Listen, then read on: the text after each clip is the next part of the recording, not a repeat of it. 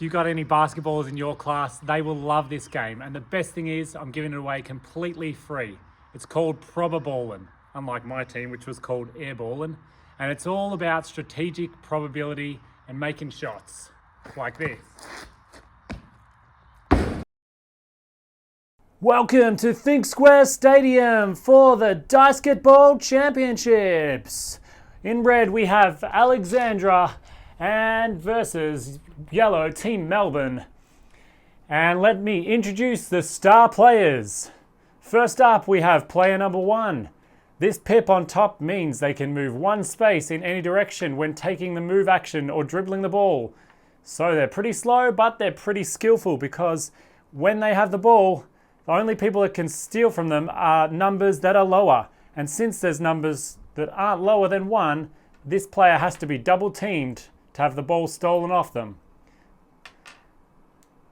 You can also pass to any player with number 1 because players can pass to a factor or multiple of their number. And since everything's a multiple of 1, 1 can pass to any player. Now introducing player number 2, the defender. The defender can move 2 spaces in any direction, or 2 spaces like this. Players can move north, south, east, or west, so going from here to here requires 2 spaces. But the defender's special ability is if the ball is passed over the top of her or in a square adjacent to her, she rolls a dice, and if it's a 5 or 6, the ball is intercepted. So that is player number 2. Player number 3, she is a sharp shooter and rarely misses. Guard her closely because no matter where she's shooting from, she reduces the number required from 9 to 8. Take away 1 from wherever she is. So you roll 2 dice here. Currently she'd need a 9, but since she's a shooter, she only needs an 8. Player number 4, the cutter. The cutter can fit through the smallest of spaces. So if we have defenders all around the cutter here who has the ball, she can go through any little gap. So 1, that costs her 1 to get through there. 2, 3, 4. The cutter's special ability is moving diagonally. So any other player, like if we had the 5 trying to move through here, it would cost them 1, 2, 3, 4, 5, 6. That would actually take 2 full actions to get from here to here. So the cutter is very useful for getting around defenders, and the cutter can also pass to 1 and 2 as well as another 4. Number 5 is the shot blocker. So this player, if you've ever felt rejection, this player will help you feel it, because if you try to shoot over top of, or even if they're beside you, when the blocker's around, it adds 2 to the level of difficulty on your shot. So this player needs an 8, but with the blocker there, they need to roll a 10. And so they would have got the goal in, but the blocker has stopped that from going in. And we'll get to rebounds later in the game. So that is the blocker. They can move 5 spaces, which is quite a long distance, but they can't pass to so many people because only 1 and 5 are factors or multiples of that number. Finally, last but actually it is probably least, we have Unko. This guy is not very coordinated. This dude loses the ball and trips over his own feet, but he can move really fast and often into trouble. 6 spaces in 1 move, and the special ability of the runner is that they can use an action to move and collide with another player, forcing their coach to substitute them, which means re-rolling the dice and placing it in the position the other dice was in. So that's the special ability of the runner. The runner can also pass to numbers 1, 2, 3, and 6. So quite a few passing options there. They may drop the ball, but that's the runner. How the game works. Teams, coaches will either decide on a team by putting the pips up, what players they want to draft, or if you want to do a random draft, you roll the dice and you can re-roll one of these dice. That's a pretty good spread of numbers. You've got 2 shot blockers, which you may want, or maybe you re-roll them. And so now we've got 2 Unkos on our team, but that's okay. So that would be the yellow team. These get placed 1 by 1 with red alternating between each shot. So red would roll their dice. All right, we've got lots of different numbers. We've got 2 ball handlers. So we might just keep it like it is.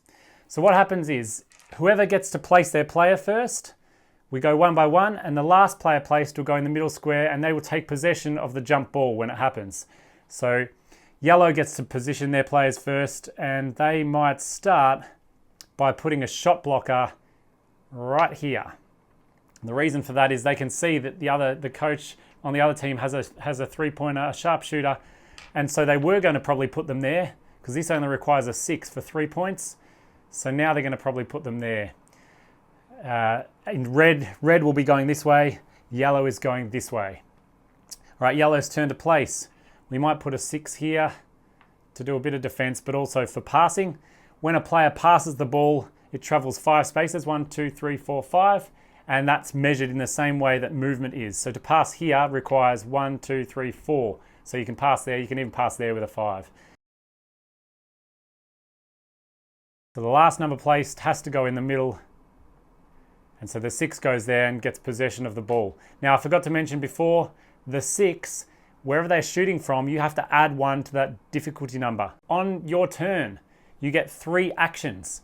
An action can be moving your player, whether they have the ball or don't. Passing the ball, which is up to 5 spaces in any direction. And shooting. We'll start, red was going in this direction. And the 6 might start by just taking possession and dribbling the ball 6 spaces. So 1, 2, 3, 4, 5, 6, back to here. And then they're going to take a shot from the 4. And we rolled a 1 and a 2. And because they're an uncode, they need a 5, so they actually missed that shot. And now we move to rebounding. What happens with rebounding is the defending team get to roll a 10-sided dice. The attacking team get to roll only a 6-sided dice. But for every person that's in the key, you add 2 to your dice number. So they've got one person and they've got one person, so we can just cancel it out, so that doesn't even happen. And anyone who's in the 3-point line or closer will add 1 to the dice. So really what's going to happen here is the attacking team's going to roll this dice and +1, and the defending team's going to roll this dice. Since it's a 10-sided dice, the average is 5 and a bit, which will be more than the 2.5 or whatever, 3.5 that's this one. So we'll roll that, a 2, and we'll roll this, a 5. So 2 becomes a 3, but 5 outweighs it, which means the closest player from the defending team gains possession of the ball.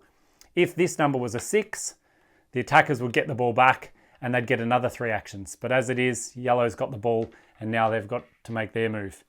Now 5, unfortunately, can't pass to anyone in this team. So if that's the case, the coach may sub them off, or they may try to dribble. You know, this person can take 3 actions. They could go, I'll put the ball there, then go 1, 2, 3, 4, 5, 1, 2, 3, 4, 5, and then shoot from there if they wanted to.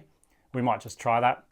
Otherwise, if the coach wanted to sub them off, that would require 1 action. You just re-roll the dice, and whatever it is gets replaced there. Even if it's a 5, if you roll the same number, too bad, so sad. But what we've done 2 dribblings, and now this person's going to shoot, and they only need a 5 to get the ball in, +2 because there's a defender right there that's adjacent to them, and so they need a 7. And they've got a 7, so the ball goes in the hoop. 2 points to the yellow team.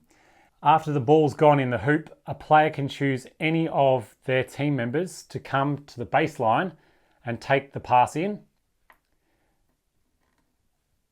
And then this pass they can go from any of those spaces. And so when they pass it in, it's got to be within 5 spaces. And now this person gets to move onto the court for free. That's not an action. So we go on 1, 2, 3, and we can go up to 5. We might just keep them there so that they're defending. And so this player here might take a risk and pass over top of the 6. And in doing so, this person gets to roll the dice. If it is a 6, the ball will be intercepted. So they'll take the ball and then they'll get 3 actions from there. Let's see. Oh, it is a 6.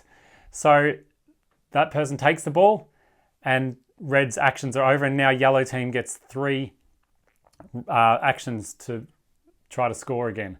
So that person's a 6. So we might just go 1, 2, 3, 4, 5, 6.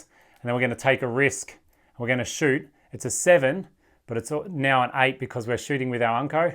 So they need to roll an 8 or more to get a 3-pointer in. And they've rolled a 4. So again, ball misses, but we've got to see what happens. So they've got 1 person in the key, so that's +2. And they've got 2 people within the 3-point line, so they're going to get +4 on their dice. This is the rebounding dice they're about to roll. The red team just get to roll a 10-sided dice, and they're going to get 2 because they've got someone inside the key. So +2 and +4, roll our dice, that's a 9, and that's a 6. So 6 + 4 is 10, and 9 + 2 is 11. So the defending team take the rebound, and that's the advantage of defensive rebounds. They're more likely than offensive ones. That's why they were rolling a 10-sided dice. So now the red team's got their ball back.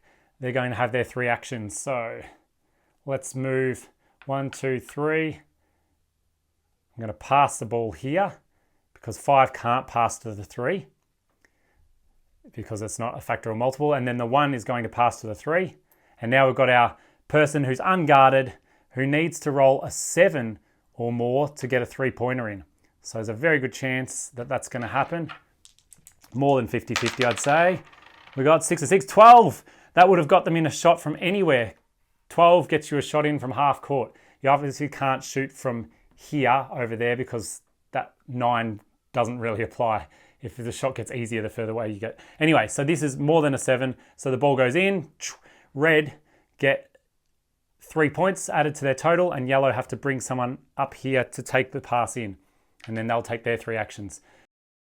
Sometimes a turn will end where your 3 actions haven't allowed you to get off a shot. And so what happens if that's the case is the defending team have to steal the ball off you before they can start to attack. So to steal from the 3, we need a number lower, so the 2 can go 1, 2 into that space, and it'll take the ball into the last square it occupied before stealing. However, if yellow is smart and they'd pass the ball to the 1 here, to steal off a 1, you need to double team them because there is no number lower than that. So to do that, one person needs to be beside, so red would need to take the action here, 1, 2, 3, and so that's just 1 move to get there. And then 1, 2, 3, they've got up to 5, 4, 5, so they take the ball. So that's 2 actions to get the ball, and then they might pass it away. They might pass it to their 2 at least to protect the ball a bit more.